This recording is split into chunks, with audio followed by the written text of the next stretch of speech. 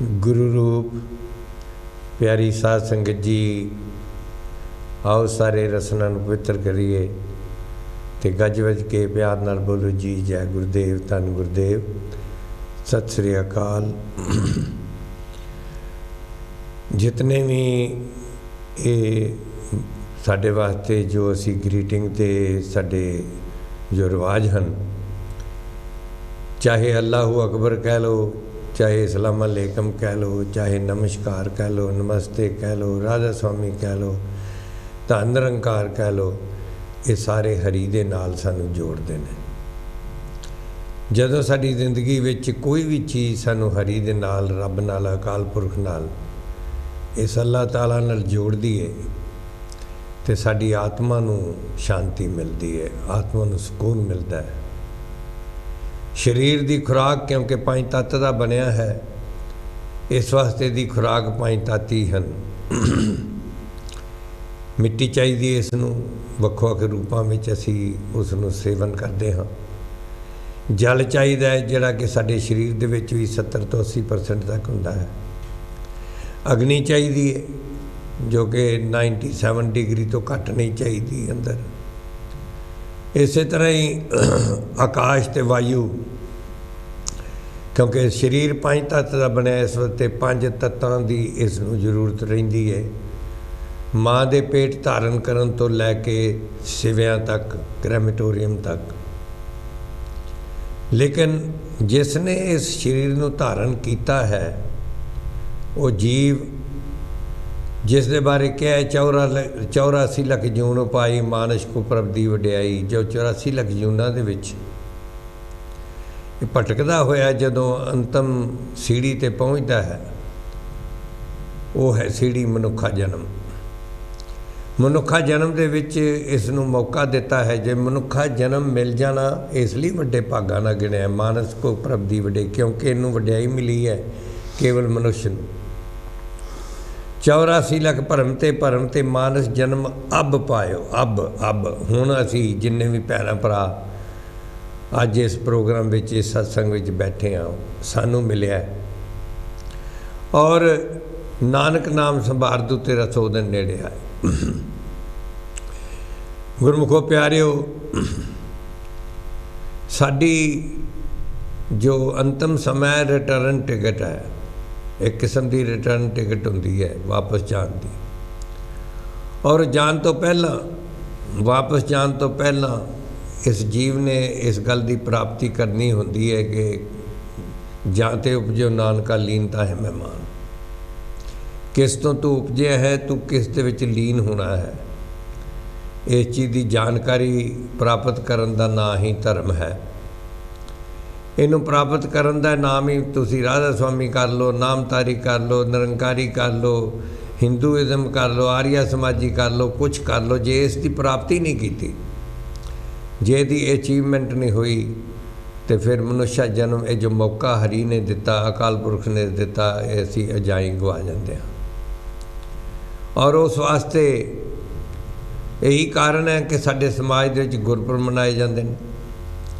यही कारण है कि साडे समाज दे विच दिवाली ते ईद, एक महीना जो है रोज़े रखे जाते हैं।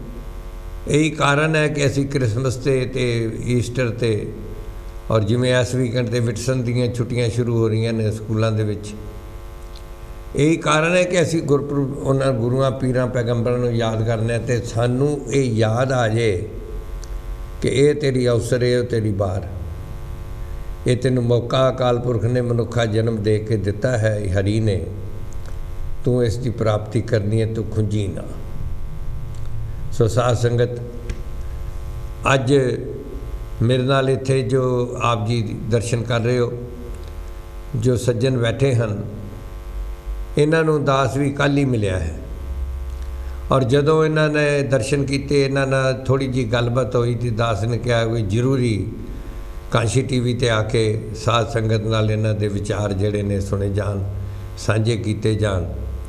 और जो इन्होंने पदवियां प्राप्त कीतियां ने समाज दे विच जन्म लैके, एक मनुखा जन्म लैके, क्योंकि मनुखा जन्म सबनों मिलता है, लेकिन ਉਹਦੇ 'ਚ ਕੋਈ ਅਚੀਵਮੈਂਟ ਕਰਦਾ ਹੈ। ਇਹਨਾਂ ਦਾ ਨਾਮ ਸਰਦਾਰ ਰਣਜੀਤ ਸਿੰਘ ਜੀ ਹੈ। मैं पूछया कि कोई सरनेम तो नहीं लगाते, और वाकई इन्हें क्या है जी मैं नहीं लगाता, क्योंकि अनफॉर्चुनेटली साडे भारतीय समाज दे विच सरनेम जात नूं प्रगट करते हैं, तो असी जे रब्बी लोगों का मनने जे असी पावन गुरबाणी नूं मन्नीए तो फिर तो पावन गुरबाणी भी कहती है चार पुकारे ना तू माने, यानी चार वेद भी तेनों ये समझाते तू फिर भी नहीं मन्या। खट भी एक बात बगाने, 6 शास्त्र भी यही कहते हैं ता भी नहीं मिलया। 10 अष्टी मेले को क्या 10 ते 8 18 पुराना ने भी यही गल कही है, ता भी जोगी भेद नहीं लिया, तू भाई ता भी नहीं भेद लिया। और ये शब्द पावन पवित्र गुरबाणी का है। तो जे अज कहा जाए तो असी भी कह सकते हैं तेन गुरबाणी के 1430 पन्ने, अमृत बाणी वो तेनों हर बार समझाती है, लेकिन फिर भी तू भेत नहीं लै रहा मित्रा, तू अपने जन्म नूं गवा रहा। तो आओ साध संगत इन्हां दी जानकारी देंदे हाँ कि सरदार रणजीत सिंह जी पंजाब ते हरियाणा कोर्ट के जज, जिन्हां ने अनेकां सेवावां कीतियां ने, बड़ी वड्डी वड्डी पदवियां ते बड़े बड़े वड्डे मुकदमे इन्हां को आउंदे ते आउंदे रहे होणगे। अज इत्थे मौका बनया है, काशी टीवी ते आए ने, तो मैं सारी साध संगत वालों इन्हां दा स्वागत करदा। सरदार रणजीत सिंह जी आप जी का स्वागत है बहुत बहुत काशी टीवी ते। बहुत मेहरबानी जी, शुक्रिया सारिआं नूं फतेह। ये दसो कि आप जी संगतां नूं जरा जानकारी दईए, क्योंकि तुसीं बड़े शुभ काम कीते ने। आप जी का जन्म किहड़ी जगह होया सी? मेरा जन्म जी रोहतक विच होया सी, जिहड़ा पंजाब दा उस वेले हिस्सा सी, इस वेले हरियाणे दा पार्ट है। हाँ पहले तो कोई सी। हाँ जी। अच्छा, तो तुहाडे उत्थे पिता जी सन? हाँ जी, मेरे पिता जी पुलिस अफसर सन, उस वेले वो उत्थे रोहतक विच पोस्टेड सी। अच्छा, वाह बहुत अच्छा जी। तो फिर तो हरियाणे जी अपना पूरा है, हक है। हाँ जी, सारे वैसे तो हिंदुस्तान सारा एक ही है जी, सारे। हाँ, बल्कि मानस की जा सब एक ही पहचान, सारा संसार ही तुहाडा है। बिल्कुल। अच्छा रणजीत सिंह जी ये दसो भी तुसी फिर जिहड़ा बचपन है वो तुहाडा किहड़ी जगह पढ़ाई किहड़ी जगह हुई? मेरी एजुकेशन जी अमृतसर सिटी दे विच हुई जी। अच्छा। जदों मैं एजुकेशन शुरू की उदों मेरे फादर साहब उत्थे अमृतसर तैनात सन। अच्छा। तो मेरी एजुकेशन एक बहुत ही प्रोमीनेंट अमृतसर का स्कूल है, जिहदा नाम है संत सिंह सुखा सिंह खालसा, उस वेले हायर सैकेंडरी स्कूल सीगा जी। वो 130 साल पुराना स्कूल है, उत्थे मैं अपनी शिक्षा आरंभ की। अच्छा। तो वो स्कूल जड़ा उस तो बाद फिर मेरी ग्रेजुएशन खालसा कॉलेज अमृतसर तो हुई। लॉ मैं पंजाब यूनिवर्सिटी चंडीगढ़ तो कीता जी जी। तो फिर मैं कुछ दे सेवा दे विच अपना फौज दे विच भी तैनात रहा। अच्छा। हाँ जी, मैं कमिशन ऑफिसर सीगा, मैं लीगल ब्रांच जिहड़ी सी फौज दी। अच्छा। ਉਹਦੇ ਵਿੱਚ मैं कमिशन मिलिया सी मैनू, तो मैं कोई 12.5 साल फौज की सर्विस। कमिशन यानी लेफ्टिनेंट सीधा जिवें जांदे? हाँ जी हाँ जी सर। हाँ जी। तो फिर मैं वॉलंटरी रिटायरमेंट लैके तो हाई कोर्ट में प्रैक्टिस शुरू की सी जी। अच्छा। तो फिर मेरी एलीवेशन हाई कोर्ट के जज के तौर पर हुई। तो उस तो बाद मैं दिल्ली विच डेट रिकवरी एपलेट ट्रिब्यूनल का चेयरमैन भी रहा। अच्छा वाह वाह। हाँ जी। तो कुछ जदों पिछे दे जड़े बरगाड़ी है बैबल कलां वाले इंसीडेंट होए सी जी जी, उन्हां दी इंक्वायरी का मौका भी मैंने सौंपया गया सी, जिहड़ी मैं रिपोर्ट तैयार की। साध संगत बहुत एक जरूरी जरा कि लेटेस्ट मसला है, उस वेले पंजाब दे विच कांग्रेस सरकार सी ना? हाँ जी, कांग्रेस सरकार सी, जदों कि उत्थे बरगाड़ी दे विच घटना घटी जिथे गुरु साहब की बेअदबी उत्थे हुई। नहीं, बेअदबी वेले अकाली सरकार सी जी। अच्छा। इंक्वायरी जदों कराई गई उदों कांग्रेस सरकार सी। वो तो साध संगत तो बड़ा मशहूर, काफ़ी उत्थे मोर्चा भी लग्या रहा और बड़ा पंजाब दे विच खिच्चोतान जी भी रही है। तो वो जदों इंक्वायरी कराई है उस वेले कांग्रेस सरकार सी, जदों ਬੇਅਦਬੀ ਹੋਈ ਸੀ ਉਸ ਵੇਲੇ ਉਹ ਅਕਾਲੀ ਸਰਕਾਰ ਸੀ, ਔਰ ਇਹਦੀ ਇਨਕੁਆਇਰੀ ਜਿਹੜੀ ਹੈ ਐਜ਼ ਏ ਹਾਈ ਕੋਰਟ ਜੱਜ ਇਹਨਾਂ ਨੂੰ ਕਰਨ ਦਾ ਅਵਸਰ ਮਿਲਿਆ। ਅਤੇ ਅੱਛਾ, ਉਹਦੇ ਬਾਰੇ ਤੇ ਬਹੁਤੀ ਜ਼ਿਆਦਾ ਤੁਹਾਡੀ ਜਿਹੜੀ ਰਿਪੋਰਟ ਹੈ ਉਹ ਲੋਕਾਂ ਤੱਕ ਨਹੀਂ ਪਹੁੰਚੀ, ਇਹਦਾ ਕੀ ਕਾਰਨ?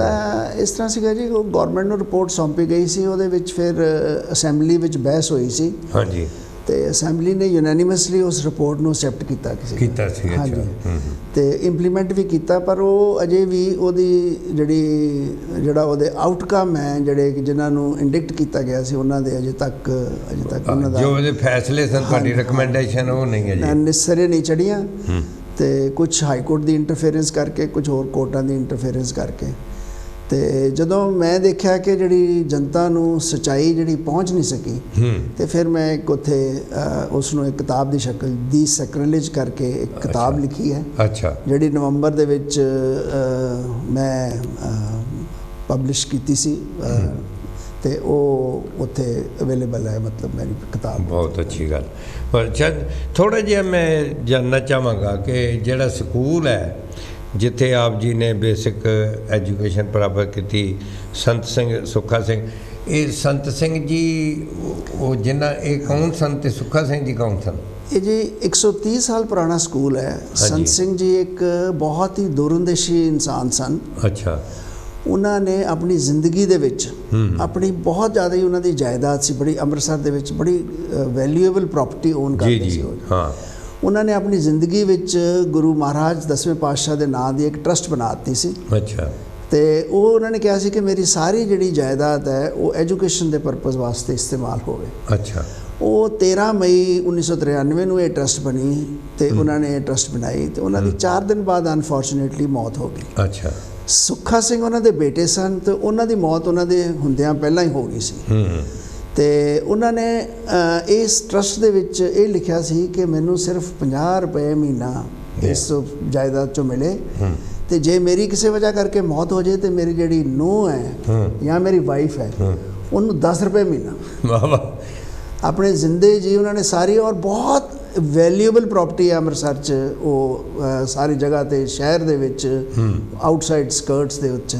ਤੇ ਉਹ ਸਾਰੀਆਂ ਇੰਸਟੀਟਿਊਸ਼ਨ ਹੁਣ ਉੱਥੇ ਰਨ ਹੋ ਰਹੀਆਂ ਨੇ। ਇੱਕ ਕਾਮਰਸ ਕਾਲਜ ਫॉर ਗਰਲਸ, ਇੱਕ ਕਾਮਰਸ ਕਾਲਜ ਫॉर ਬॉयਜ਼, ਇੱਕ ਮਾਡਲ ਸਕੂਲ, ਇੱਕ ਹਾਈ ਸਕੂਲ, ਦੋ ਸਕੂਲ, ਇੱਕ ਤਰਨਤਾਰਨ, ਇੱਕ ਜੰਡਿਆਲਾ ਗੁਰੂ, ਇੱਕ ਆਰਟਸ ਕਾਲਜ ਵੱਲੇ, ਜਿਹੜਾ ਕਿ ਇੱਕ ਥੋੜ੍ਹੇ ਜਿਹੇ ਜਿਹੜੇ ਇਕਨੋਮਿਕਲੀ ਵੀਕਰ ਸੈਕਸ਼ਨ ਹੈ ਉਹਦੇ ਵਾਸਤੇ ਸਪੈਸ਼ਲੀ ਉੱਥੇ ਖੋਲ੍ਹਿਆ ਗਿਆ ਹੈ।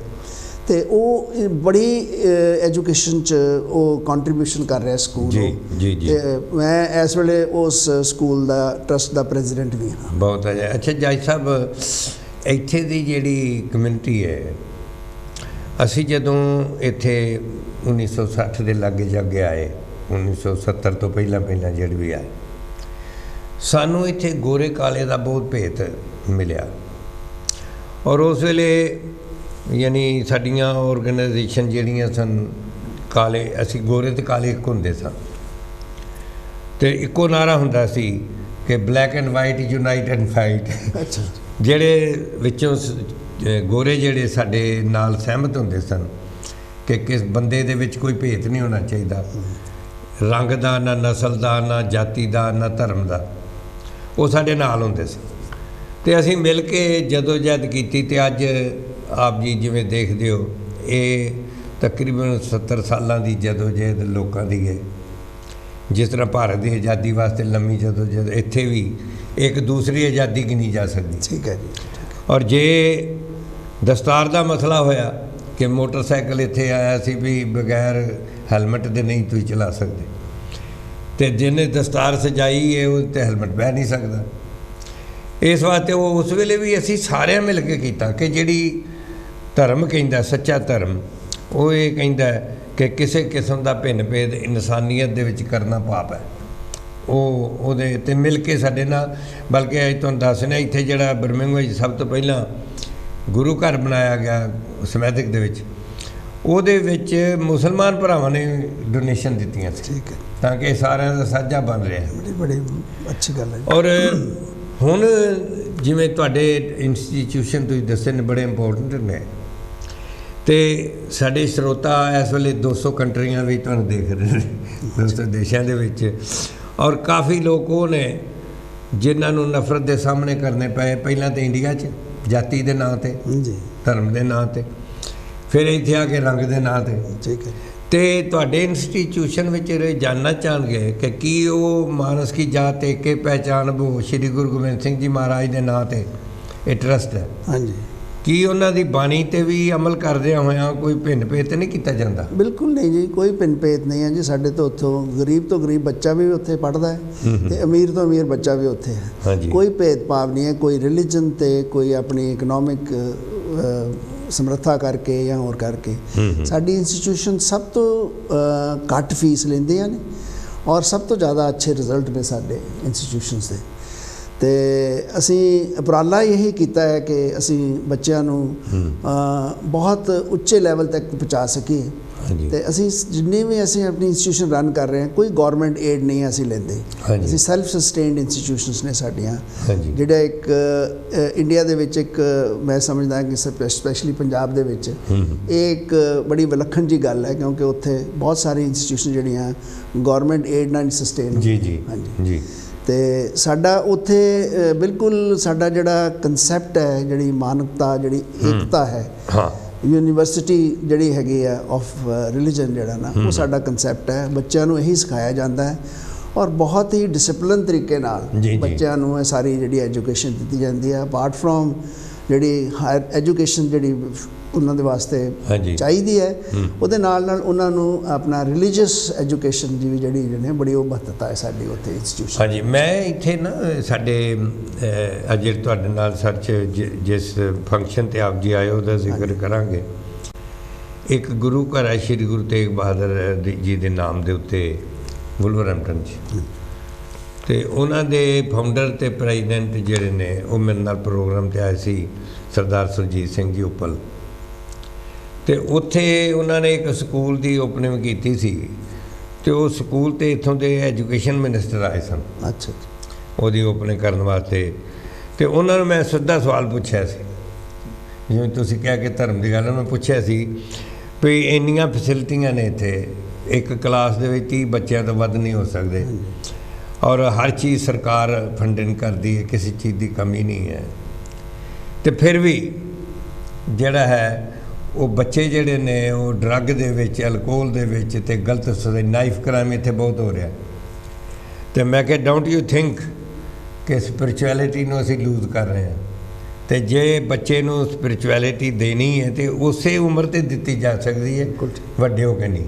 ਤੇ ਮੈਂ ਨੈਚੁਰਲੀ ਕਾਸ਼ੀ TV ਵੱਲੋਂ ਤੇ ਅਸੀਂ ਜੋ ਸਾਡੇ ਵਿਸ਼ਵਾਸ ਨੇ, ਤੁਹਾਨੂੰ ਵਧਾਈ ਦਿੰਦਾ ਕਿ ਤੁਸੀਂ ਉੱਥੇ ਜੋ ਹੈ ਗੁਰਬਾਣੀ ਦੇ ਹਿਸਾਬ ਦੇ ਨਾਲ, ਧਰਮ ਦੇ ਹਿਸਾਬ ਨਾਲ ਜੋ ਸਾਡੇ ਹਰ ਸਕੂਲ ਦੇ ਵਿੱਚ ਗੁਰੂ ਮਹਾਰਾਜ ਦਾ ਪ੍ਰਕਾਸ਼ ਹੈ ਜੀ। ਹਾਂਜੀ।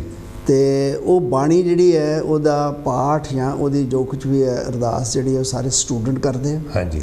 ਔਰ ਬਹੁਤ ਉਹ ਪ੍ਰੋਫੀਸ਼ੀਐਂਟ ਨੇ ਇਸ ਦੇ ਵਿੱਚ, ਮਤਲਬ ਇਹ ਨਹੀਂ ਕਿ ਅਸੀਂ ਕੋਈ ਉਹਨਾਂ ਨੂੰ ਇਹ ਕੋਈ ਉੱਥੇ ਉਹਨਾਂ ਨੂੰ ਪ੍ਰੇਰਨਾ ਨਹੀਂ ਹੈ, ਉਹਨਾਂ ਨੂੰ ਉਹ ਵੋਲੰਟਰੀ ਹੈ, ਉਹ ਵੋਲੰਟੈਰਲੀ ਆਉਂਦੇ ਆ। ਮੈਨੂੰ ਫਖਰ ਮਹਿਸੂਸ ਹੁੰਦਾ ਜਦੋਂ ਮੈਂ ਉੱਥੇ ਜਾਂਦਾ ਕਿ ਸਾਡੇ ਟਾਈਮ 'ਤੇ ਇਸ ਤਰ੍ਹਾਂ ਦਾ ਨਹੀਂ ਸੀ ਉੱਥੇ ਮਾਹੌਲ, ਪਰ ਹੁਣ ਜਦੋਂ ਉੱਥੇ ਮੈਂ ਜਾਂਦਾ ਤਾਂ ਦੇਖਦਾ ਜਿਹੜਾ ਡਿਸਪਲਿਨ ਬੱਚਿਆਂ 'ਚ ਦੇਖਦਾ, ਧਰਮ ਹੀ ਲਿਆ ਸਕਦਾ। ਹਾਂਜੀ। ਇੱਥੇ ਵੇਖੋ ਤੁਸੀਂ ਇਸ ਦੇਸ਼ ਦੇ ਵਿੱਚ ਆਪ ਜੀ ਆਏ ਹੋ, ਅਤੇ ਜੋ ਤੁਹਾਡੇ ਕੋਲ ਟਾਈਮ ਹੈ ਤੁਹਾਨੂੰ ਸਕੂਲਾਂ ਅਤੇ ਕਾਲਜਾਂ ਦੀ ਵਿਜ਼ਿਟ ਕਰਾਵਾਂਗੇ, ਕਿਉਂਕਿ ਇੱਕ ਪੜ੍ਹਾਈ ਇੱਥੇ ਬਹੁਤ ਅੱਛੀ ਹੈ। ਲੇਕਿਨ ਨਾਲ ਹੀ ਨਾਲ ਕਿਉਂਕਿ ਇਹ ਲੋਕ ਧਰਮ ਤੋਂ ਜਿੰਨਾ ਤੁਸੀਂ ਦੂਰ ਹੋ ਜਾਂਦੇ ਹੋ, ਓਨਾ ਹੀ ਤੁਹਾਨੂੰ ਕਿਸੇ ਦਾ ਡਰ ਹੀ ਨਹੀਂ ਰਹਿੰਦਾ, ਅਤੇ ਤੁਸੀਂ ਫਿਰ ਮਨ ਮਰਜ਼ੀ ਕਰਦੇ ਹੋ। ਮਨ ਤੇ ਮਨ ਲੋਚੇ ਬਰਿਆਈਆਂ, ਗੁਰ ਸ਼ਬਦੀ ਮਨ ਹੋੜੀ ਹੈ। ਗੁਰੂ ਦੇ ਬਗੈਰ ਇਸ ਦੀ ਪ੍ਰਾਪਤੀ ਨਹੀਂ ਹੋ ਸਕਦੀ। ਅਤੇ ਮੇਰੀ ਬੇਨਤੀ ਇਹ ਹੈ ਕਿ ਇਸ ਵੇਲੇ ਜਿਤਨੇ ਵੀ ਕਿ ਗੁਰਬਾਣੀ ਦੀ ਪਾਠ ਕਰਨਾ ਤਾਂ ਬਹੁਤ ਹੀ ਅੱਛਾ ਪਹਿਲਾ ਸਟੈਪ ਹੈ, ਲੇਕਿਨ ਉਹਨੂੰ ਸਮਝਾਉਣਾ ਕਿ ਗੁਰਬਾਣੀ ਕਹਿੰਦੀ ਗਈ ਅਤੇ ਉਹਦੇ ਉੱਤੇ ਚੱਲਣਾ ਫਿਰ ਉਹ ਬਹੁਤ ਜ਼ਰੂਰੀ ਹੈ। ਬਿਲਕੁਲ। ਕਿਉਂਕਿ ਸੁਣਿਆ ਸਿੱਧ ਪੀਰ ਸਰਨਾਦ ਭਰ ਕੇ ਮੰਨੇ ਕੀ ਗੱਲ ਕਹੀ ਨਾ ਜਾਏ। ਹਾਂਜੀ। ਅਤੇ ਇਹ ਵੀ ਤੁਸੀਂ ਉੱਥੇ ਬੱਚਿਆਂ ਨੂੰ ਕਦੇ ਨਾ ਕਦੇ ਜਿਵੇਂ ਦਿਨ ਤਿਉਹਾਰ ਮਨਾਉਂਦੇ ਹੋ ਸਮਝਾਉਣ ਦੀ ਕੋਸ਼ਿਸ਼? ਬਿਲਕੁਲ ਸਮਝਾਉਣ ਦੀ ਕੋਸ਼ਿਸ਼ ਕੀਤੀ ਜਾਂਦੀ ਹੈ ਜੀ। ਰਾਦਰ ਬਹੁਤ ਤਰੀਕੇ ਨਾਲ ਸਮਝਾਇਆ ਜਾਂਦਾ ਉੱਥੇ। ਸਾਡੇ ਜਿਹੜੇ ਟੀਚਰਸ ਨੇ, ਜਿਹੜਾ ਸਟਾਫ ਹੈ, ਉਹ ਉੱਥੇ ਕੰਪਲਸ਼ਨ ਨਾਲ ਨਹੀਂ ਹੈ, ਕਿਉਂਕਿ ਉੱਥੇ ਹਰ ਮਜ਼ਹਬ ਦੇ ਵਿੱਚ ਸਾਡੇ ਕੋਲ ਬੱਚੇ ਪੜ੍ਹਦੇ ਨੇ। ਹਾਂਜੀ, ਕੋਈ ਕੰਪਲਸ਼ਨ ਨਹੀਂ ਹੈ, ਪਰ ਵੋਲੰਟੈਰੀਲੀ ਉੱਥੇ ਸਾਰੀਆਂ ਜਿਹੜੀਆਂ ਗੱਲਾਂ ਹਾਂਜੀ ਬਣਦੇ ਆ। ਉਹਨਾਂ ਨੂੰ ਪੂਰੀ ਕੋਸ਼ਿਸ਼ ਕਰੀਦੀ ਹੈ ਕਿ ਉਹਨਾਂ ਨੂੰ ਜਿਹੜਾ ਨਾ ਸਹੀ ਰਸਤੇ 'ਤੇ, ਰਿਲੀਜਨ ਰਸਤੇ 'ਤੇ ਜਾਂ ਧਰਮ ਦੇ ਰਸਤੇ 'ਤੇ, ਸੱਚਾਈ ਦੇ ਰਸਤੇ 'ਤੇ ਪਾਇਆ ਜਾ ਸਕੇ। ਹਾਂਜੀ, ਵੇਖੋ ਹੁਣ ਜਿਵੇਂ ਇੱਥੇ ਹੈ, ਇੱਥੇ ਅਸੀਂ ਮਲਟੀਫੇਥ ਨੈਟਵਰਕ ਬਣਾਇਆ, ਸਾਰੇ ਧਰਮਾਂ ਦਾ ਸਾਂਝਾ। ਅਤੇ ਜੇ ਕਿਤੇ ਕੋਈ ਪ੍ਰੋਗਰਾਮ ਮੰਦਿਰ ਦੇ ਵਿੱਚ ਹੈ ਜਾਂ ਗੁਰੂ ਘਰ 'ਚ ਹੈ, ਅਤੇ ਅਸੀਂ ਕੋਸ਼ਿਸ਼ ਕਰਦੇ ਹਾਂ ਉੱਥੇ ਜਿਹੜੇ ਸਾਡੇ ਮੁਸਲਮਾਨ ਭਰਾ ਹੁੰਦੇ ਨੇ 5 ਟਾਈਮ ਨਮਾਜ਼ ਪੜ੍ਹਦੇ ਨੇ, ਵੀ ਇੱਕ ਕੋਨੇ ਉਹਨਾਂ ਵਾਸਤੇ ਇੱਕ ਪਾਸੇ ਇੱਕ ਕਮਰਾ ਰੱਖਦੇ ਆ ਵੀ ਜਿਹਨੇ ਨਮਾਜ਼ ਅਦਾ ਕਰਨੀ ਹੈ, ਮਿਸ ਨਾ ਕਰੋ, ਉੱਥੇ ਜਾ ਕਰ ਲਓ। ਔਰ ਮੇਰਾ ਖਿਆਲ ਹੈ ਜਦੋਂ ਅਸੀਂ ਦੂਜੇ ਧਰਮ ਦੀ, ਦੂਜੇ ਦੇ ਵਿਸ਼ਵਾਸਾਂ ਦੀ ਕਦਰ ਕਰਦੇ ਹਾਂ, ਅਤੇ ਫਿਰ ਜਾ ਕੇ ਉਹ ਏਕਤਾ ਪੈਦਾ ਹੁੰਦੀ, ਜਿਹੜਾ ਸਭ ਘੱਟ ਰਾਮ ਬੋਲੇ ਰਾਮਾ ਬੋਲੇ ਜੋ ਪਾਵਨ ਬਾਣੀ ਕਹਿੰਦੀ। ਦੇਖੋ ਨਾ ਜੀ, ਇਹਦੇ 'ਚ ਜਿਹੜਾ ਸਿੱਖ ਰਿਲੀਜਨ ਹੈ ਜਾਂ ਜਿਹੜਾ ਧਰਮ ਹੈ, ਹਾਂਜੀ, ਉਹਨੇ ਤਾਂ ਇਹ ਮਿਸਾਲ ਕਾਇਮ ਕੀਤੀ ਹੈ। ਤੁਸੀਂ ਦੇਖੋ ਨਾ, ਕਿਤੇ ਵੀ ਦੁਨੀਆ ਦੇ ਵਿੱਚ ਕਦੇ ਵੀ ਜਦੋਂ ਕੋਈ ਮੁਸੀਬਤ ਆਈ ਹੈ, ਤੇ ਸਭ ਤੋਂ ਵੱਧ ਚੜ੍ਹ ਕੇ ਆਪਣਾ ਸਿੱਖਾਂ ਨੇ ਆਪਣਾ ਉਹਦੇ 'ਚ ਕੰਟਰੀਬਿਊਸ਼ਨ ਕੀਤੀ ਹੈ। ਤੁਸੀਂ ਆਪਣਾ ਕੋਵਿਡ ਦੀ ਗੱਲ ਲੈ ਲਓ, ਜਾਂ ਕਿਸੇ ਵੇਲੇ ਕੋਈ ਫਲੱਡ ਆਉਂਦੇ ਨੇ, ਜਿੱਥੇ ਵੀ ਵਰਲਡ 'ਚ ਕਿਤੇ ਵੀ ਆਉਂਦੇ ਨੇ, ਸਭ ਤੋਂ ਪਹਿਲਾਂ ਜਿਹੜੇ ਨੇ ਨਾ, ਬਿਕੋਜ਼ ਇਹ ਕਨਸੈਪਟ ਹੈ ਸਾਡਾ। ਉਹ ਮਤਲਬ ਇਸ ਤਰ੍ਹਾਂ ਹੈਗਾ ਜੀ, ਸਾਡੇ ਖੂਨ ਵਿੱਚ ਅਸੀਂ ਇਹ ਵੀ ਦੇਖਿਆ, ਇੱਥੇ ਕੋਵਿਡ ਦਾ ਆਪ ਜੀ ਨੇ ਜ਼ਿਕਰ ਕੀਤਾ, ਅਸੀਂ ਇੱਥੋਂ ਵੀ ਜਿਹੜਾ ਫੂਡ ਬੈਂਕ ਬਣਾਇਆ ਸੀ। ਹਾਂਜੀ ਹਾਂਜੀ। ਸੋ ਸਾਰੇ ਗੁਰੂਆਂ ਨੇ ਦਾਨ ਪੁੰਨ ਕਰਨਾ, ਅਤੇ ਬਹੁਤ ਹੀ ਮਤਲਬ ਦੱਸਿਆ ਸਾਧ ਸੰਗਤ, ਜਿਸ ਤਰ੍ਹਾਂ ਦਾਸ ਕਈ ਵਾਰੀ ਕਹਾਣੀ ਵੀ, ਕਥਾ ਵੀ ਸੁਣਾਇਆ ਕਰਦਾ ਹੈ ਕਿ ਇੱਕ ਬੰਦਾ ਬਹੁਤ ਮਾੜਕੂ ਜਿਹਾ ਸੀ, ਔਰ ਮਾੜਾ ਜਿਹਾ ਸੀ, ਅਤੇ ਉਹ ਵਿਚਾਰਾ ਇੱਕ ਸੰਤ ਲੰਘੇ, ਇਹਨਾਂ ਵਰਗੇ ਗੁਰਸਿੱਖ ਪਿਆਰੇ ਲੰਘੇ, ਸਰਦਾਰ ਰਣਜੀਤ ਸਿੰਘ ਜੀ ਵਰਗੇ। ਉਹਨਾਂ ਕਿਹਾ ਵੀ ਗੱਲ ਕੀ ਹੈ ਬਈ, ਤੂੰ ਇੰਨਾ ਮਾੜਾ ਕਿਉਂ ਹੈ? ਉਹ ਕਹਿਣ ਲੱਗੇ ਕੀ ਦੱਸਾਂ ਮੈਨੂੰ, ਰੱਬ ਰੋਟੀ ਭੁੱਖ ਹੁੰਦੀ ਹੈ 3-4 ਦੀ, ਅਤੇ ਰੱਬ ਰੋਟੀ ਇੱਕੋ ਦਿੰਦਾ ਹੈ ਖਾਣ ਨੂੰ ਬਸ। ਅਤੇ ਤੁਸੀਂ ਰੱਬ ਦੇ ਬਹੁਤ ਨੇੜੇ ਹੋ, ਤੁਸੀਂ ਜਦੋਂ ਪਰਮਾਤਮਾ ਨੂੰ ਮਿਲੋ ਤਾਂ ਤੁਸੀਂ ਕਹਿ ਦੇਣਾ ਵੀ ਮੈਨੂੰ ਨਾ ਇਸ ਜ਼ਿੰਦਗੀ ਨਾਲੋਂ ਮੈਨੂੰ ਤੂੰ ਇੱਕ ਵਾਰੀ ਜਿੰਨੀਆਂ ਕਿ ਰੋਟੀਆਂ ਮੇਰੀ ਕਿਸਮਤ 'ਚ ਨੇ ਇੱਕ ਵਾਰੀ ਦੇ ਦਿਓ, ਤਾਂ ਕਿ ਮੈਂ 1-2 ਵਾਰੀ ਤਾਂ ਰੱਜ ਕੇ ਖਾ ਲਵਾਂ ਮਰਨ ਤੋਂ ਪਹਿਲਾਂ। ਐਵੇਂ ਭੁੱਖ ਨਾਲ ਮਰਨ ਦਾ ਕੋਈ ਫਾਇਦਾ ਨਹੀਂ ਹੈ। ਅਤੇ ਉਹ ਗੁਰਸਿੱਖ ਜਿਹੜੇ ਸਨ ਉਹ ਕਹਿਣ ਲੱਗੇ ਚੰਗਾ, ਫਿਰ ਮੈਂ ਜਦੋਂ ਮਿਲਿਆ ਪਰਮਾਤਮਾ ਨੂੰ ਦੱਸ ਦਿਆਂਗਾ। ਸਾਧ ਸੰਗਤ, ਪਰਮਾਤਮਾ ਨੂੰ ਮਿਲਣਾ ਨਾ ਮਿਲਣਾ ਵੱਖਰੀ ਗੱਲ ਹੈ, ਕਿ ਗੁਰਸਿੱਖ ਦੀ ਅਰਦਾਸ ਹੀ ਮੰਨੀ ਜਾਂਦੀ ਹੈ।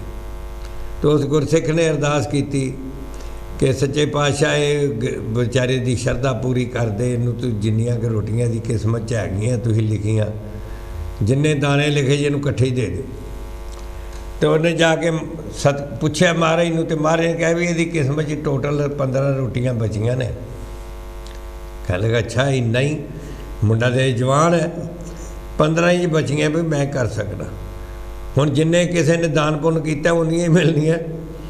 ਔਰ ਉਹ ਗਰੀਬ ਬੰਦੇ ਨੂੰ ਮਹਾਰਾਜ ਨੇ ਉਹਦਾ ਹੁਕਮ ਮੰਨ ਕੇ ਗੁਰਸਿੱਖ ਦਾ, ਅਤੇ 15 ਰੋਟੀਆਂ ਇਕੱਠੀਆਂ ਭੇਜਤੀਆਂ। ਬੰਦਾ ਖੁਸ਼ ਹੋ ਗਿਆ। ਉਹਨੇ 5 ਰੋਟੀਆਂ ਇਕੱਠੀਆਂ, 3 ਦੀ ਭੁੱਖ ਸੀ ਪਰ ਰੱਜ ਕੇ ਖਾ ਲਈਆਂ, 5 ਸ਼ਾਮ ਨੂੰ ਖਾ ਲਈਆਂ, ਅਤੇ 5 ਬਚ ਗਈਆਂ, 15 ਸਨ ਟੋਟਲ। ਹੁਣ ਉਹਨੂੰ ਇਹ ਨਹੀਂ ਭੁਲੇਖ, ਇਹ ਨਹੀਂ ਵੀ ਮੈਂ ਕੱਲ੍ਹ ਕੀ ਖਾਵਾਂਗਾ। ਉਹਨੇ ਕਿਹਾ ਅੱਛਾ ਕੱਲ੍ਹ ਵੇਖੀ ਜਾਏਗੀ, ਕੱਲ੍ਹ ਕਿਤੇ ਖਰਾਬ ਹੀ ਨਾ ਹੋ ਜਾਣ, ਬਈਆਂ ਹੋ ਜਾਣਗੀਆਂ। ਉਹਨੇ 5 ਜਿਹੜੀਆਂ ਨੇ ਉਹ ਦਾਨ ਕਰ ਦਿੱਤੀਆਂ, ਵੰਡ ਦਿੱਤੀਆਂ, ਹੋਰ ਭੁੱਖਿਆਂ ਨੂੰ ਵੰਡ ਦਿੱਤੀਆਂ। ਅਤੇ ਫਿਰ ਇਹ ਵੀ ਸੰਤਾਂ ਮਹਾਂਪੁਰਸ਼ਾਂ ਦਾ ਕਹਿਣਾ ਹੈ ਕਿ ਜੇ ਤੁਸੀਂ ਦਾਨ ਕਰਦੇ ਹੋ, 1 ਪੈਸਾ ਕਰਦੇ ਹੋ, ਤਾਂ ਤੁਹਾਨੂੰ 10 ਗੁਣਾ ਹੋ ਕੇ ਮਿਲਦਾ। ਉਹਨੇ ਸਾਧ ਸੰਗਤ 5 ਰੋਟੀਆਂ ਦਾਨ ਕੀਤੀਆਂ, ਉਹਨੂੰ 50 ਆ ਕੇ ਮਿਲ ਗਈਆਂ, 10 ਗੁਣਾ ਮਿਲ ਗਈਆਂ। ਉਹਨੇ 50 ਦੇ ਵਿੱਚੋਂ ਫਿਰ 5 ਖਾਧੀਆਂ, 45 ਫਿਰ ਦਾਨ ਕਰ ਦਿੱਤੀਆਂ। ਜਦੋਂ 45 ਕੀਤੀਆਂ ਤਾਂ ਫਿਰ ਲਾ ਲਓ ਤੁਸੀਂ 450। ਕਰਦਿਆਂ ਕਰਾਂਦਿਆਂ ਉਹਦਾ ਲੰਗਰ ਲੱਗਣਾ ਸ਼ੁਰੂ ਹੋ ਗਿਆ ਉੱਥੇ। ਅਤੇ ਉਹ ਜਿਹੜੇ ਸੰਤ ਸਨ ਉਹਨਾਂ ਆ ਕੇ ਵੇਖਿਆ, ਇਹ ਤਾਂ ਭੁੱਖਾ ਬੰਦਾ ਸੀ, ਇਹਨੇ ਤਾਂ ਮਰ ਜਾਣਾ ਸੀ, 15 ਹੀ ਰੋਟੀਆਂ ਸੀ, ਅਤੇ ਇਹਦੇ ਤਾਂ ਹੁਣ ਲੰਗਰ ਲੱਗੇ ਨੇ, ਇਹ ਕੀ ਗੱਲ ਹੈ? ਔਰ ਸਾਧ ਸੰਗਤ ਤੇ ਜਿਵੇਂ ਨਾ ਸੰਤ ਸਿੰਘ ਅਤੇ ਦੂਜੇ ਸੁੱਖਾ ਸਿੰਘ ਜੀ ਦੀ ਗੱਲ ਦੱਸੀ ਹੈ ਕਿ ਉਹਨਾਂ ਦਾਨ ਕਰ ਦਿੱਤਾ। ਅਤੇ ਅੱਜ ਇਹ ਕਹਿੰਦੇ ਨੇ ਕਿ ਉਹ ਬਿਲਕੁਲ ਆਪਣੇ ਪੈਰਾਂ 'ਤੇ ਆਪ ਸਕੂਲ ਚੱਲਦਾ ਹੈ। ਇੱਥੇ ਵੀ ਤੁਸੀਂ ਕਾਸ਼ੀ TV 'ਤੇ ਵੀ ਜਿਸ ਤਰ੍ਹਾਂ ਵੀ ਦਾਨ ਕਰਦੇ ਹੋ ਸਾਧ ਸੰਗਤ, ਉਹ ਤੁਹਾਡਾ 10 ਗੁਣਾ ਗੱਲ ਕੇ 100 ਗੁਣਾ ਹੋ ਕੇ ਮਿਲਦਾ ਹੈ। ਗੁਰਸਿੱਖ ਲਾਏ ਭਾਵਨੀ ਏਕ ਪਿੰਡਾ ਜਾਏ ਚੱਲ, सतगुरु कोट पिंडा अगे होए लेत है, सतगुरु करोड़ पिंडा आके तुसीं एक कदम तो अगे वधाओ। और वो कहन लगा रब भी झूठ बोलन लग पिया, मैनू कहंदा सी 15 रोटियां ही ने ते लंगर लगे पे ने। तो जाके फिर पुछदा परमात्मा नूं, कहन लगा महाराज तुसीं ते इंज कहिंदे सी। ते कहन लगा भी ठीक है, वो भी ठीक है, पर तू दूजी गल याद नहीं रखी कि जिहड़ा दान करदा वो 10 गुना हो के मिलदा। तो इन्हें 5 रोटियां खा लियां सवेरे, 5 शाम नूं, 5 इन्हें दान कर दित्तियां सी। ते हुण उस गुरु दे बनाए हुए असूल मुताबक इनू 50 मिल गई सी। फिर इन्हें 45 दान कीतियां ते 450। इस वास्ते गुरसिखो गुरमुखो प्यारिओ, जिहड़ा दान करदा है, जिहड़ा रब दे नां दे उत्ते किसे दा बांह फड़दा है, गरीब दी बांह फड़दा है, जिहड़ा जात पात ऊंच नीच नहीं देखदा। क्योंकि जदों असीं सेवा करदे हां, जे असीं वेख के करिए कि पगड़ी वाला है, जंजू टिक्के वाला है, तो फिर वो कोई दान नहीं जे। दान होए कि लोड़वंद होए कोई होवे, उसनूं असीं जदों दान करदे हां वो दान गिणिया जांदा है परमात्मा दे दरबार दे विच। ते फिर सरदार रਣਜੀਤ ਸਿੰਘ जी तुहाडा मतलब जिहड़े इंस्टीट्यूशन ने असीं बहुत कदर करते हैं, और असीं ये कोशिश करांगे कि जो भी साडे कोलों भी सेवा हो सके। भी जिस तरह तुहाडा ध्यान है कि एक्सचेंज होण विच, हाँ जी हाँ जी हाँ जी हाँ जी, ਅਸੀਂ ਚਾਹੁੰਦੇ ਹਾਂ ਕਿ ਬੱਚਿਆਂ ਨੂੰ ਉੱਥੋਂ ਤਿਆਰ ਕਰਕੇ ਉਹਨਾਂ ਨੂੰ ਵਰਲਡ ਲੈਵਲ ਦੇ ਉੱਤੇ ਪਹੁੰਚਾਇਆ ਜਾਵੇ। ਇਸ ਤਰ੍ਹਾਂ ਦਾ ਸਾਡਾ ਕਨਸੈਪਟ ਹੈ। ਤੇ ਜੇ ਕੋਈ ਸਾਡੀ ਮਦਦ ਹੋ ਸਕੇ ਇੰਗਲਿਸ਼ ਦੇ ਵਿੱਚ ਤੇ ਬੜੇ ਮਸ਼ਕੂਰ ਹੋਵਾਂਗੇ। ਨਹੀਂ ਇੱਥੇ ਦੀ ਜਿਹੜੀ ਐਜੂਕੇਸ਼ਨ ਸਿਸਟਮ ਹੈ, ਉਹ ਸਿਸਟਮ ਨੂੰ ਸਮਝਣ ਦੀ ਜ਼ਰੂਰਤ ਹੈ ਸਾਡੇ ਉੱਥੇ ਟੀਚਰਾਂ ਨੂੰ ਵੀ, ਤੇ ਉੱਥੋਂ ਦੇ ਸਿਸਟਮ ਨੂੰ ਇਹਨਾਂ ਨੂੰ ਸਮਝਣ ਦੀ ਲੋੜ ਹੈ। ਡਾਈਵਰਸਿਟੀ ਬੜੀ ਹੈ, ਕਿਉਂਕਿ ਇਸ ਮੁਲਕ ਦੇ ਵਿੱਚ ਵੀ ਹੁਣ ਸਾਡੀ ਜਿਹੜੀ ਪਾਪੂਲੇਸ਼ਨ ਹੈ ਬੜੀ ਡਾਈਵਰਸ ਹੋ ਗਈ ਹੈ। ਤੇ ਇਸ ਵਾਸਤੇ ਇਹ ਸਰਕਾਰ ਵੀ ਚਾਹੁੰਦੀ ਹੈ कि असीं ਵੱਖ-ਵੱਖ देशों के जिहड़े लोग ने उन्हों का फायदा उठाइए। अच्छा, हुण मैं ये पूछना चाहांगा कि तुहाडे कोल हिस्टरी तो बहुत है, कोई 1-2 केस इहो जे दसो जिहदे च फिर परमात्मा ने तुहाडी मदद कीती हुई फैसला कर लिया हाई कोर्ट दे विच, बड़े सीरीयस जे केस आए। हुण साडे श्रोतिਆਂ ਨੂੰ दसो भी जज जिहड़ा है उहनूं भी रब दा आसरा लैना पैंदा है जी।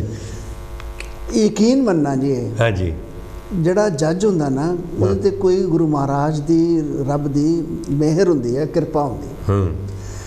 ਤੁਸੀਂ ਕਈ ਵਾਰ ਇਸ ਵੇਲੇ ਤੁਹਾਨੂੰ ਕਿਸੇ ਫੈਸਲੇ 'ਚ ਅੜਚਨ ਆ ਰਹੀ ਹੁੰਦੀ ਹੋਈ ਨਾ, ਕੋਈ ਤੁਸੀਂ ਕੈਜੂਅਲੀ ਜਾਂ ਕੋਈ ਐਦਾਂ ਇੱਕ ਪੇਪਰ ਥੱਪੋਗੇ ਨਾ ਤੇ ਤੁਹਾਨੂੰ ਉਹ ਮਿਲ ਜਾਏਗਾ ਪਰਚਾ ਜਿਹੜਾ ਉਹ ਤੁਹਾਡਾ ਫੈਸਲਾ ਹੋਣਾ ਚਾਹੀਦਾ।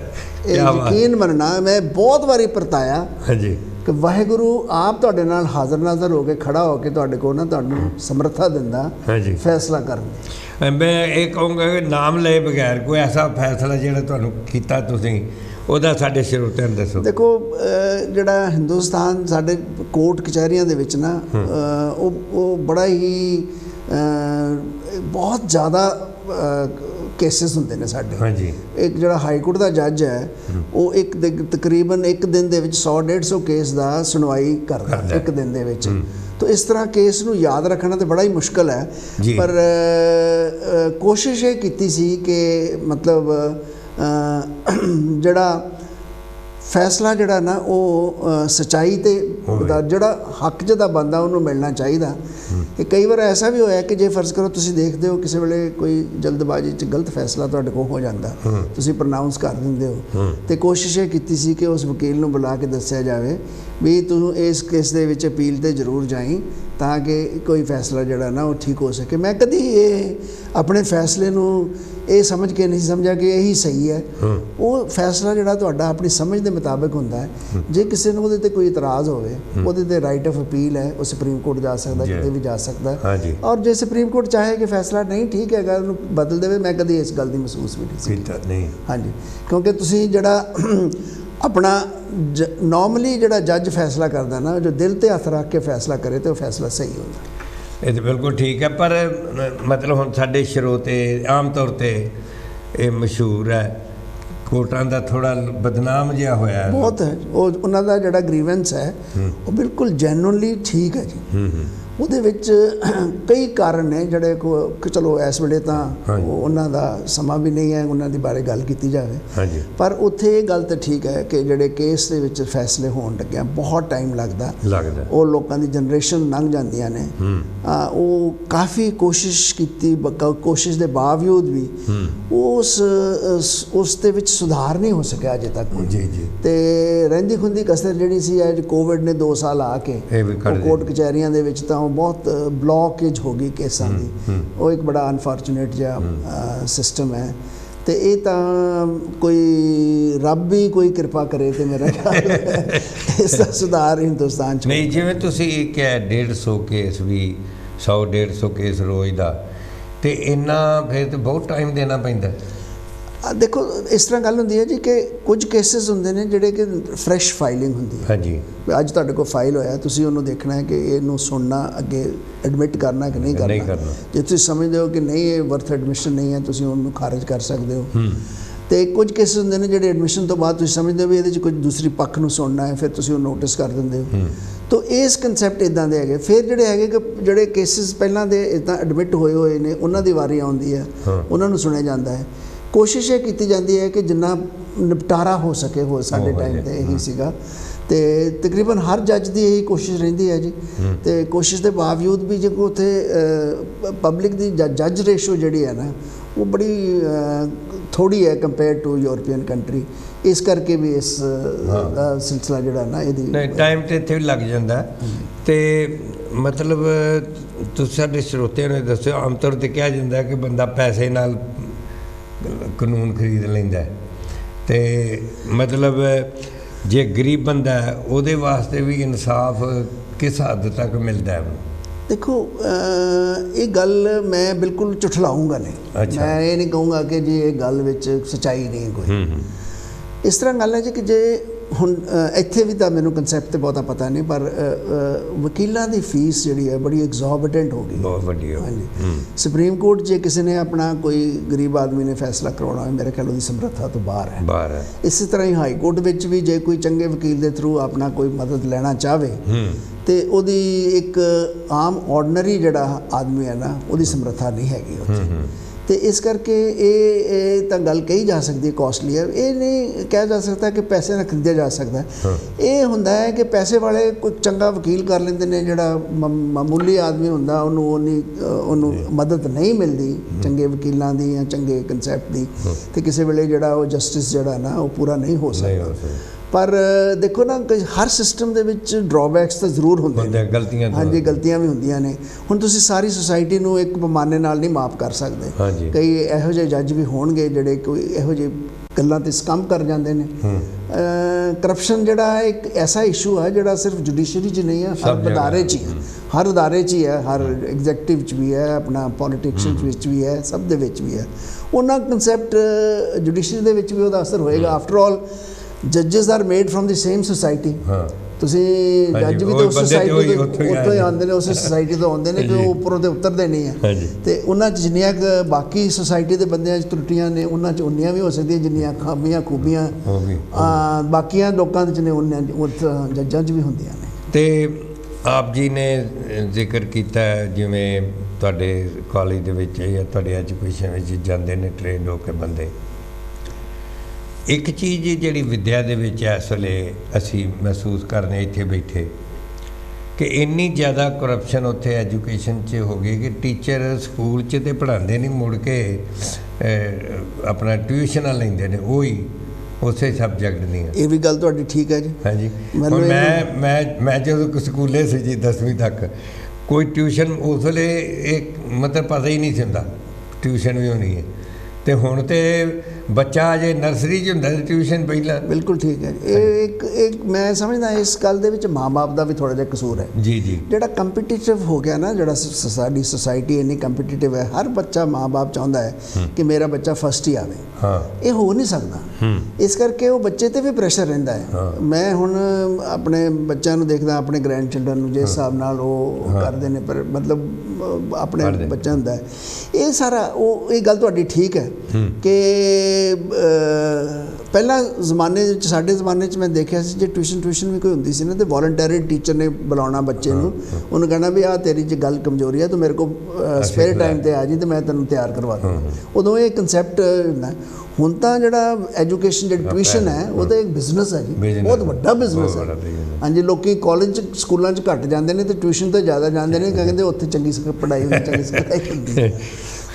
ਅੱਛਾ, ਹੁਣ ਮੈਂ ਕਿਉਂਕਿ ਮੇਰੇ ਕੋਲ ਸਵਾਲ ਤਾਂ ਇੰਨੇ ਨੇ ਕਿ ਤੁਹਾਡੇ ਕੋਲ ਮਹੀਨਾ ਕਰਦਾ ਰਹਾਂ ਨਾ ਇਹਨੂੰ ਮੁੱਕਣੇ, ਅਤੇ ਪਰ ਹੁਣ ਤੁਸੀਂ ਦੱਸੋ ਕਿ ਹੁਣ ਜਿਹੜਾ ਆਪ ਜੀ ਦਾ ਇੱਥੇ ਦਾ ਟੂਰ ਲੱਗਾ ਹੈ ਅਤੇ ਇਹ ਕਿਸ ਪ੍ਰਥਾਏ ਤੁਸੀਂ ਆਏ ਹੋ, ਇਹਦੇ ਬਾਰੇ ਦੱਸੋ ਸੰਗਤਾਂ ਨੂੰ। ਅੱਛਾ, ਮੈਂ ਨਾ ਜੀ ਸਾਰੇ ਸਰੋਤਿਆਂ ਨਾਲ ਸ਼ੇਅਰ ਕਰਨਾ ਚਾਹੁੰਦਾ ਹਾਂਜੀ ਕਿ ਮੈਨੂੰ ਇੱਕ ਜਾਣ ਕੇ ਬਹੁਤ ਹੀ ਖੁਸ਼ੀ ਹੋਈ। ਮੇਰੀ ਇਹ ਸੰਸਥਾ ਗਲੋਬਲ ਸਿੱਖ ਵਿਜ਼ਨ ਜਿਹੜਾ ਹੈ, ਹਾਂਜੀ, ਇਹਦੇ ਨਾਲ ਕੋਈ ਮੇਰੀ ਪੁਰਾਣੀ ਨੇੜਤਾ ਤਾਂ ਨਹੀਂ ਸੀ, ਪਰ ਮੈਨੂੰ ਰੀਸੈਂਟਲੀ ਇਸ ਇੰਸਟੀਟਿਊਸ਼ਨ ਬਾਰੇ ਪਤਾ ਲੱਗਿਆ। ਮੈਂ ਇਹਨਾਂ ਦੇ ਕਨਸੈਪਟ ਨੂੰ ਦੇਖ ਕੇ ਮੈਨੂੰ ਬੜੇ ਮਨ ਨੂੰ ਪ੍ਰਸੰਨਤਾ ਹੋਈ। ਜੀ ਜੀ, ਇੱਕ ਜਿਹੜਾ ਗੁਰੂ ਮਹਾਰਾਜ ਦਾ ਯੂਨੀਵਰਸਲ ਜਿਹੜਾ ਮੈਸੇਜ ਸੀ ਉਹਨਾਂ ਦਾ ਕਿ ਸਾਰੀ ਸੰਗਤ, ਸਾਰਾ ਕਾਇਨਾਤ ਜਿਹੜਾ ਇੱਕ ਹੈ, ਵਾਹਿਗੁਰੂ ਇੱਕ ਹੈ, ਇੱਕ ਪਰਮਾਤਮਾ ਹੈ ਤੇ ਬਾਕੀ ਸਾਰੇ ਉਸ ਦੀ ਉਪਜ ਹੈ। ਹਾਂਜੀ, ਉਹ ਰੀਅਲ ਸੈਂਸ ਦੇ ਵਿੱਚ ਇਹ ਜਿਹੜਾ ਗਲੋਬਲ ਸਿੱਖ ਵਿਜ਼ਨ ਹੈ ਨਾ, ਉਹਨੂੰ ਪ੍ਰੋਪੇਗੇਟ ਕਰ ਰਿਹਾ। ਵੇਖੋ ਜੀ, ਏਕ ਪਿਤਾ ਏਕ ਸੇਮ ਬਾਰਕ, ਇਹਦੇ ਸਾਡੇ ਖੂਨ 'ਚ। ਲੇਕਿਨ ਜੇ ਕੋਈ ਗੁਰਸਿੱਖ ਇਸ ਗੱਲ ਨੂੰ ਭੁੱਲ ਲੇ ਕਿ ਇੱਕ ਪਿਤਾ ਦੇ ਅਸੀਂ ਸੰਤਾਨ ਆ, ਤੇ ਫਿਰ ਉਹ ਸਿੱਖ ਤੇ ਕਿਹਾ ਨਹੀਂ ਜਾ ਸਕਦਾ ਨਾ, ਫਿਰ ਤੇ ਉਹ ਸੈਕਟੇਰੀਅਨ ਹੋ ਗਿਆ। ਹਾਂਜੀ, ਸਾਡੇ ਵੀ ਉੱਥੇ ਗੁਰਦੁਆਰਿਆਂ ਦੇ ਵਿੱਚ ਨਾ ਜਿਹੜੀ ਤਰਜੀਹ ਹੈ ਉਹਨੂੰ ਸਿੱਖ ਰਿਲੀਜਨ ਨੂੰ ਮਹੱਤਤਾ ਦਿੱਤੀ ਜਾਂਦੀ ਹੈ, ਮਤਲਬ ਕੋਸ਼ਿਸ਼ ਸਿਖਲਾਈ ਜਾਂਦੀ ਹੈ। ਪਰ ਜਿਹੜਾ ਗੁਰੂ ਮਹਾਰਾਜ ਦਾ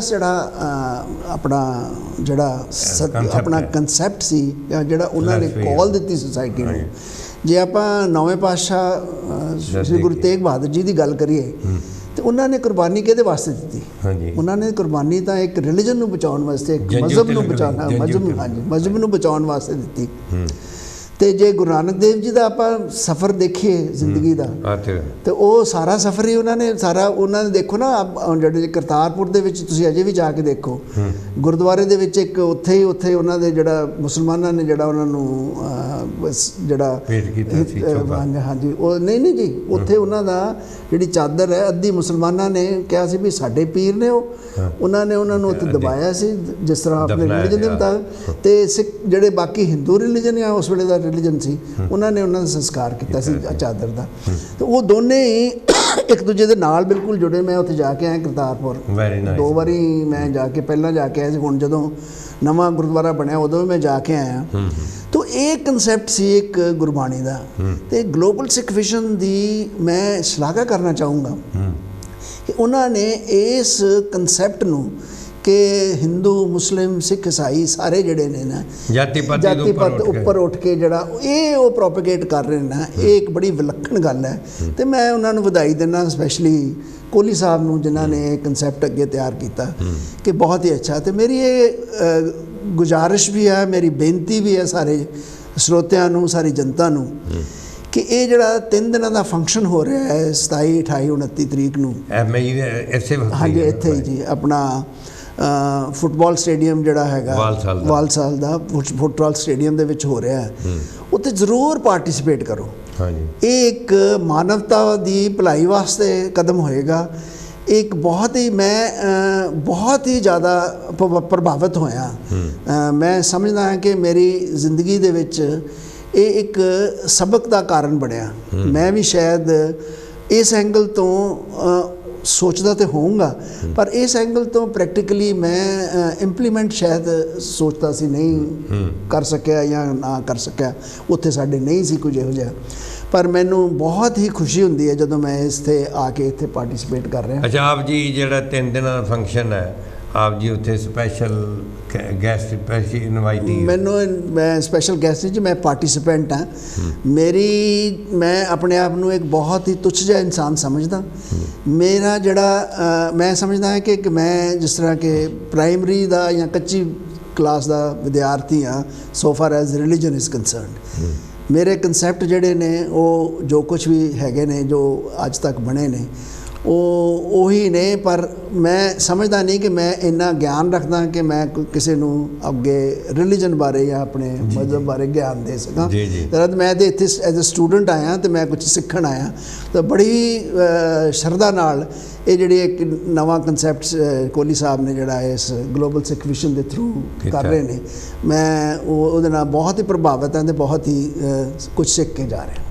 ਸਾਧ ਸੰਗਤ ਜੀ, ਵਾਕਈ ਇਸ ਸਾਡੇ ਕਾਂਸ਼ੀ ਟੀਵੀ ਦੇ ਉੱਤੇ ਜੋ ਗਲੋਬਲ ਸਿੱਖ ਵਿਜ਼ਨ ਵਾਲਿਆਂ ਨੇ, ਉਹਨਾਂ ਨੇ ਜੋ ਪ੍ਰੋਗਰਾਮ ਕਰ ਰਹੇ ਨੇ 27, 28, 29 ਮਈ ਯਾਨੀ ਆਉਣ ਵਾਲੇ ਸ਼ੁੱਕਰਵਾਰ, ਸ਼ਨੀਚਰਵਾਰ ਅਤੇ ਐਤਵਾਰ, ਉਹਦੇ ਬਾਰੇ ਉਹ ਵੀ ਆ ਕੇ ਦੱਸ ਚੁੱਕੇ ਨੇ। ਅਤੇ ਸਪੈਸ਼ਲ ਉਚੇਚੇ ਤੌਰ 'ਤੇ ਸਰਦਾਰ ਰਣਜੀਤ ਸਿੰਘ ਜੀ ਹਾਈ ਕੋਰਟ ਦੇ ਜੱਜ ਜੋ ਨੇ, ਇਹੋ ਜਿਹੇ ਪੜ੍ਹੇ ਲਿਖੇ ਔਰ ਸੁਲਝੇ ਹੋਏ ਇਨਸਾਨਾਂ ਨੂੰ ਵੀ ਉਹਨਾਂ ਨੇ ਸੱਦਾ ਪੱਤਰ ਦਿੱਤਾ ਹੈ ਔਰ ਸਪੈਸ਼ਲ ਉਹਦੇ ਵਿੱਚ ਭਾਗ ਲੈਣ ਵਾਸਤੇ ਆਪਣੀ ਪਾਰਟੀਸਪੇਸ਼ਨ ਲਈ ਇਹ ਆਏ ਨੇ।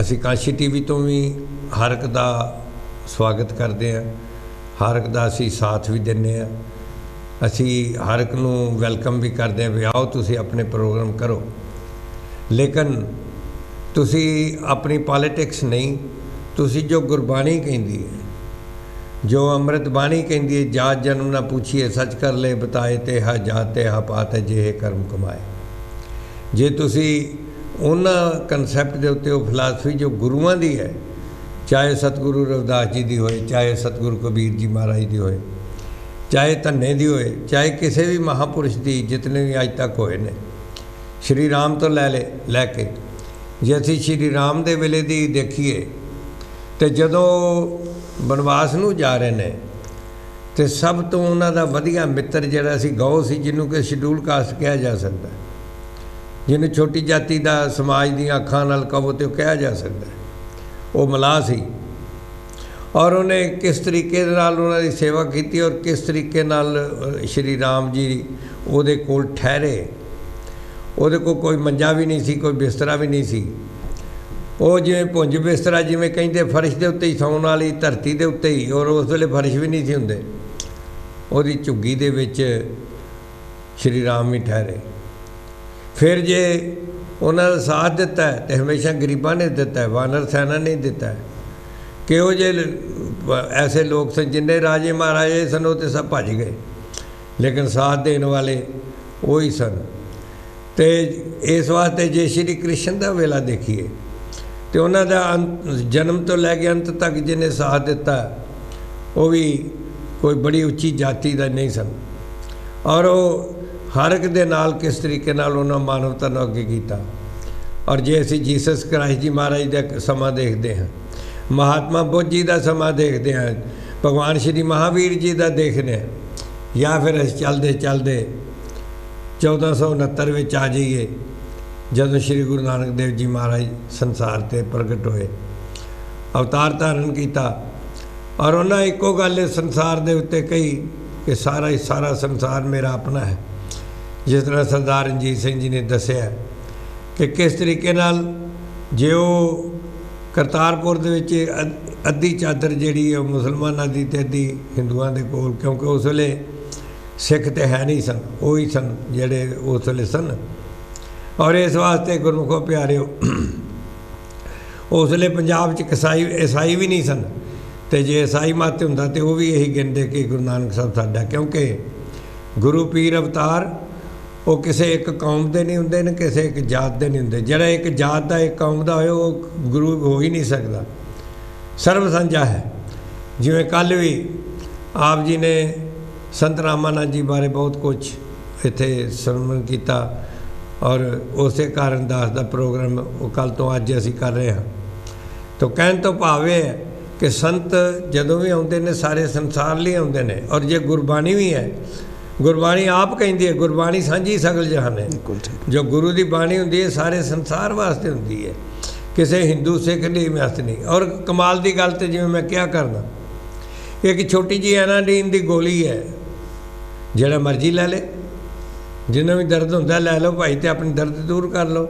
ਅਤੇ ਕਿਸ ਤਰ੍ਹਾਂ ਲੋਕਾਂ ਨੇ ਗੁਰੂਆਂ ਪੀਰਾਂ ਪੈਗੰਬਰਾਂ ਨੂੰ ਵੰਡ ਕੇ ਰੱਖ ਦਿੱਤਾ, ਧਰਮਾਂ ਦੇ ਨਾਂ 'ਤੇ, ਮਜ਼ਹਬਾਂ ਦੇ ਨਾਂ 'ਤੇ, ਜਾਤਾਂ ਦੇ ਨਾਂ 'ਤੇ, ਹਾਲਾਂਕਿ ਉਹ ਸਾਰੀ ਦੁਨੀਆ ਵਾਸਤੇ ਸੰਸਾਰ ਵਿੱਚ ਆਉਂਦੇ। ਸਤਿਗੁਰ ਆਉਂਦਾ ਦੁਨੀਆ ਉੱਤੇ ਸਾਰੇ ਹੀ ਸੰਸਾਰ ਲਈ। ਸਤਿਗੁਰ ਆਉਂਦਾ ਦੁਨੀਆ ਉੱਤੇ ਏਕੇ ਦੇ ਪ੍ਰਚਾਰ ਲਈ। ਸਤਿਗੁਰ ਆਉਂਦਾ ਦੁਨੀਆ ਉੱਤੇ ਸਭ ਦੇ ਉਧਾਰ ਵਾਸਤੇ ਆਉਂਦਾ ਹੈ। ਇਸ ਵਾਸਤੇ ਗੁਰਮੁਖੋ ਪਿਆਰਿਓ, ਇਹ ਜੋ ਪ੍ਰੋਗਰਾਮ ਹੋ ਰਿਹਾ ਹੈ, ਇਸ ਵਾਸਤੇ ਸਰਦਾਰ ਰਣਜੀਤ ਸਿੰਘ ਜੀ ਆਪਣਾ ਕਾਰੋਬਾਰ ਛੱਡ ਕੇ ਤੇ ਸਪੈਸ਼ਲ ਇਸ ਲਈ ਆਏ ਨੇ ਕਿਉਂਕਿ ਸਰਬ ਸਾਂਝਾ ਹੈ। ਸਤਿਗੁਰਾਂ ਦੇ ਜੋ ਆਦੇਸ਼ ਉਪਦੇਸ਼ ਨੇ ਉਹ ਸੰਸਾਰ ਹੈ, ਜਿਸ ਦੇ ਵਿੱਚ ਇਸੇ ਗੱਲ ਨੂੰ ਦੱਸਿਆ ਜਾਏਗਾ ਕਿਉਂਕਿ ਸ਼ਨੀਚਰਵਾਰ 400 ਵੱਖੋ ਸਾਜ਼ਾਂ ਦੇ ਨਾਲ ਕੀਰਤਨ ਕਰਨਗੇ ਭੈਣ ਭਰਾ, ਜਿਹਦੇ ਵਿੱਚ ਇਹੀ ਦੱਸਿਆ ਜਾਣਾ ਗੁਣ ਗੋਬਿੰਦ ਗਾਇਓ ਨਹੀਂ, ਜਨਮ ਆਕਾਰਤ ਕੀਨ ਕਉ ਨਾਨਕ ਭਜ ਹਰਿ ਮਨਾ ਜੈ ਬਦ ਜਲ ਕੋ ਮੀਨ। ਇਸ ਵਾਸਤੇ ਜਦੋਂ ਸਾਨੂੰ ਚੇਤੇ ਕਰਾਇਆ ਜਾਂਦਾ ਹੈ ਕਿ ਕਿਹੜੇ ਕੰਮ ਲਈ ਸੰਸਾਰ 'ਚ ਆਏ ਹਾਂ, ਉਸ ਕੰਮ ਨੂੰ ਅਸੀਂ ਕਰ ਲਈਏ, ਅਤੇ ਉਹਦੇ 'ਚ ਹਿੱਸਾ ਲੈਣ ਲਈ ਸਰਦਾਰ ਰਣਜੀਤ ਸਿੰਘ ਜੀ ਆਏ ਨੇ। ਅਤੇ ਮਹਾਰਾਜ ਆਪ ਜੀ ਦਾ ਬਹੁਤ ਬਹੁਤ ਅਸੀਂ ਸ਼ੁਕਰੀਆ ਕਰਦੇ ਹਾਂ। ਉਹਦੇ ਬਾਰੇ ਕੁਝ ਹੋਰ ਤੁਸੀਂ ਕਹਿਣਾ ਚਾਹੋ ਜ਼ਰੂਰ ਕਹੋ ਪ੍ਰੋਗਰਾਮ ਬਾਰੇ।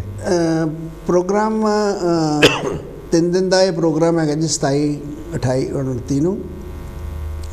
ਅਤੇ ਮੇਰੀ ਜਿਸ ਤਰ੍ਹਾਂ ਮੈਂ ਅੱਗੇ ਵੀ ਬੇਨਤੀ ਕੀਤੀ ਹੈ ਕਿ ਸਭ ਲੋਕ ਹੁਮ-ਹੁਮਾ ਕੇ ਪਹੁੰਚੋ ਉੱਥੇ। ਇੱਕ ਵਿਲੱਖਣ ਜਿਹਾ ਪ੍ਰੋਗਰਾਮ ਹੈ ਮੇਰੇ ਵਿਚਾਰ ਨਾਲ, ਅਤੇ ਜਿਹੜਾ ਕਨਸੈਪਟ ਹੈ, ਜਿਹੜਾ ਸਾਡੇ ਗੁਰੂਆਂ ਦਾ ਕਨਸੈਪਟ ਹੈ, ਉਹਨੂੰ ਅੱਗੇ ਪ੍ਰੋਪੀਗੇਟ ਕਰ ਰਹੇ ਹਾਂ। ਅਤੇ ਇਹਦੇ 'ਚ ਕੋਈ ਰਿਲੀਜਨ ਨਹੀਂ, ਸਾਰੇ ਹੀ ਮਜ਼ਹਬ ਦੇ ਲੋਕ ਜਿਹੜੇ ਨੇ, ਜਿਹੜੇ ਆਪਣੇ ਆਪਣੇ ਵਿਚਾਰ ਰੱਖਦੇ ਨੇ, ਉਹ ਉੱਥੇ ਹਾਜ਼ਰ ਹੋਣਗੇ। ਅਤੇ ਇਹ ਵੋਲੰਟਰੀ ਪ੍ਰੋਗਰਾਮ ਹੈ, ਇਹਦੇ 'ਚ ਕੋਈ ਮਤਲਬ ਕਿਸੇ ਦੀ ਪਾਰਟੀਸਪੇਸ਼ਨ ਜਿਹੜੀ ਹੈ ਉਹ ਟਿਕਟ ਜਾਂ ਕੁਝ ਇਹੋ ਜਿਹੀ ਗੱਲ ਨਹੀਂ, ਉਹ ਸਾਰਿਆਂ ਨੂੰ ਫ੍ਰੀ ਐਂਟਰੀ ਹੈ ਉੱਥੇ ਸਭ ਦੇ ਵਾਸਤੇ। ਅਤੇ ਮੈਂ ਇੱਕ ਗੁਰਬਾਣੀ ਬਾਰੇ ਮੈਂ ਥੋੜ੍ਹਾ ਜਿਹਾ ਗੱਲ ਕਹਿਣਾ ਚਾਹੂੰਗਾ। ਉਹ ਇਹ ਹੈ ਕਿ ਜਿਹੜੀ ਗੁਰੂਆਂ ਦੀ ਬਾਣੀ ਹੈ ਉਹ ਇੱਕ ਉਹਦੀ ਪਿਓਰਿਟੀ ਹੈ ਬਹੁਤ, ਕਿਉਂਕਿ ਅੱਜ ਤੋਂ 500 ਸਾਲ ਪਹਿਲਾਂ ਗੁਰੂ ਨਾਨਕ ਦੇਵ ਜੀ ਹੋਏ, ਅਤੇ ਉਹ ਜਿਹੜੀ ਬਾਣੀ ਜਿਹੜੀ ਉਹਨਾਂ ਨੇ ਉਚਾਰੀ ਹੈ ਨਾ, ਉਹ ਲਿਖਤ ਰੂਪ ਦੇ ਵਿੱਚ ਜਨਰੇਸ਼ਨਸ ਤੋਂ ਅੱਗੇ ਗਈ ਹੈ।